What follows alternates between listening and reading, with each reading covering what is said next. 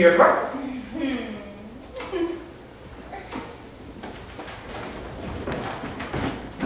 Deirdre? Deirdre, are you okay? Deirdre, I'm sorry I took off last night after the show. I hope you went to the party. Did you have a good time? Deirdre, what is going on?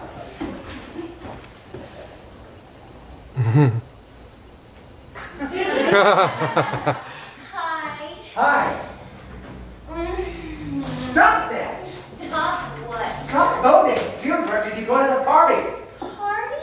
The party after the play. We were in Hamlet last night, remember? Perhaps I should leave you two alone. No, stay! Of course I will stay. Andrew, last night, you were so wonderful. No, I wasn't. Deirdre, I'm not what you want. You're waiting for someone legendary, for a total hero, for Lancelot or Mark Antony. And you should. I wish I'd been good. I wish I'd been everything for you. I'm sorry. Andrew, I watched you on stage last night and I thought he has worked so hard.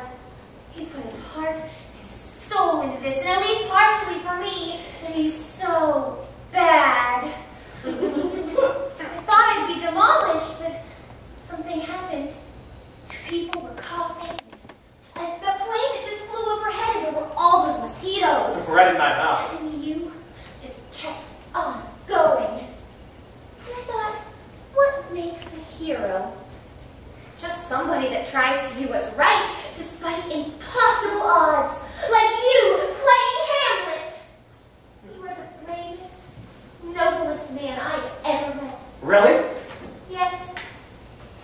And I thought about how I'd put you off and how I was just a lady in waiting. I thought, I'm not worthy. Deirdre? Do you know what I decided to do? Something sensible? Exactly. I decided to drown myself like Ophelia in Central Park Lake. So I went behind the theater and I stood on a rock and I braided wildflowers into my hair and I sang Ophelia's body song. Hey, Nani, Nani, hey, Nani, oh. No! I couldn't jump in. I lost my nerve.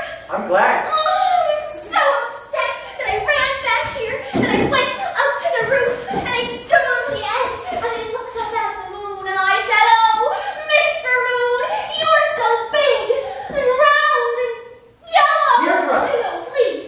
I thought, Deirdre, everyone's right. Get some help. That's when I felt it. Felt what? This breeze on the back of my neck. Except it wasn't just a breeze. It was more like a hand. A hand? A caress. No. No!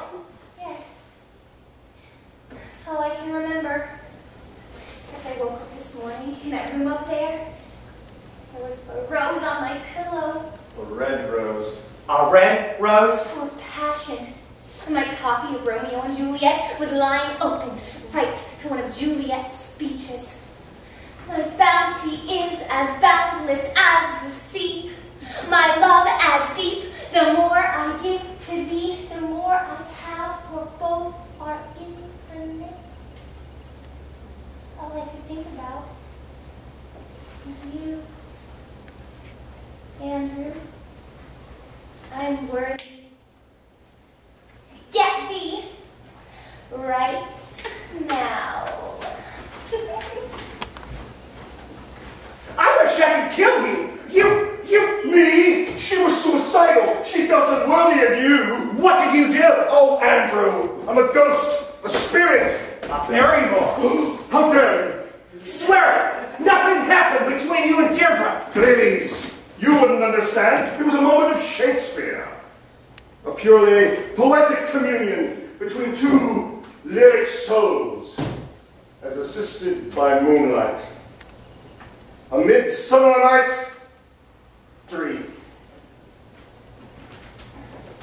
Much ado about nothing? As you like it. Well, that ends well. Indeed. Yet I am utterly perplexed.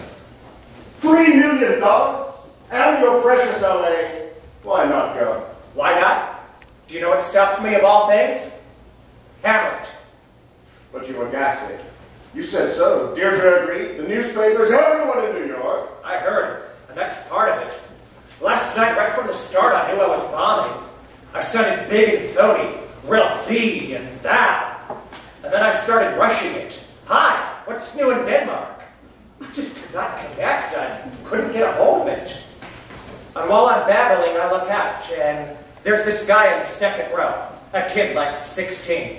Obviously dragged there, and he's reading his program and jiggling his legs and yawning. And I just wanted to say, hey kid, I'm with you. I can't stand this either. But I couldn't do that, so I just keep feeling worse and worse, just drowning. And I thought, okay, all my questions are answered. I'm not Hamlet. I'm no actor. What am I doing here? And then I get to the soliloquy, the big job. I'm right in the headlights, and I just thought, oh Christ, the hell with it. Just do it.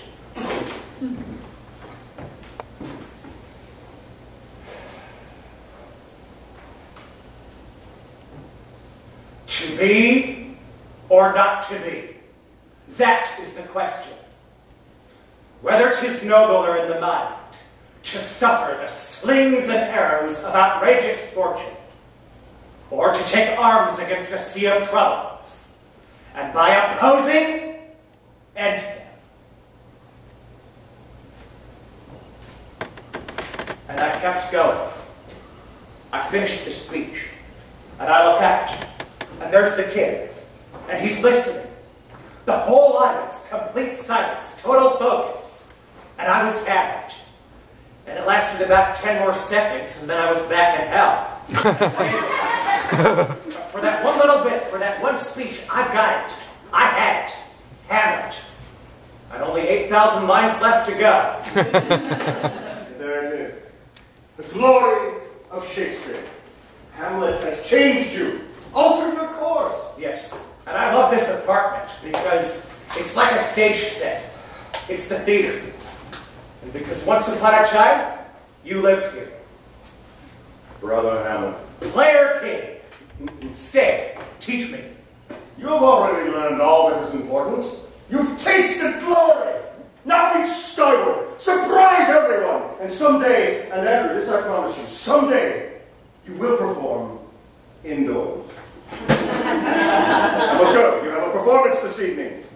And a matinee. Get out of here. I'm on my way. But I do have a parting request. I was unable to witness your debut, so I must see your bow. My bow?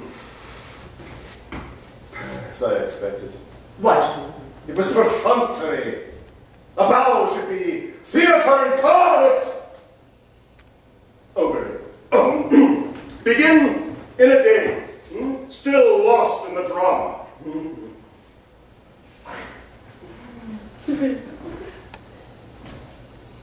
Oh, good Lord. Is that an audience for me? Sorry, my life. Oh, my children. And the poor.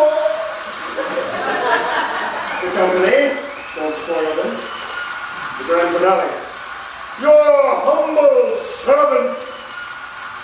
Oh, stop! I love you all, especially to death.